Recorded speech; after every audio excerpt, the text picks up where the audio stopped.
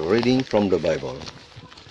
So then the Lord Jesus, after he had spoken to them, was taken up into heaven, and sat down at the right hand of God. Mark 16, verse 15 to 20.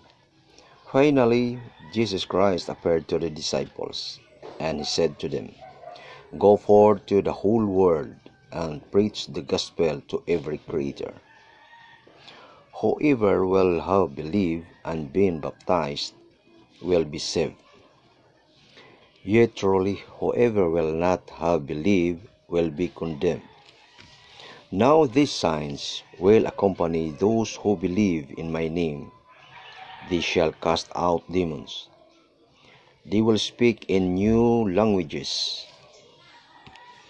They will take up serpents, and if they drink anything deadly, it will not harm them.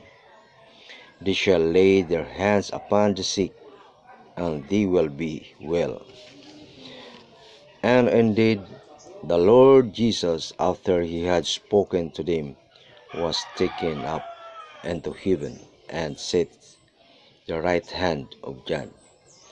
Then all the disciples, setting out, preached everywhere in the world, with the Lord cooperating and confirming the word by the accompanying signs. Let us pray. Lord God, give us the strength and courage to spread your words and name to all mankind in the whole world, like your disciples. Amen. God bless us all.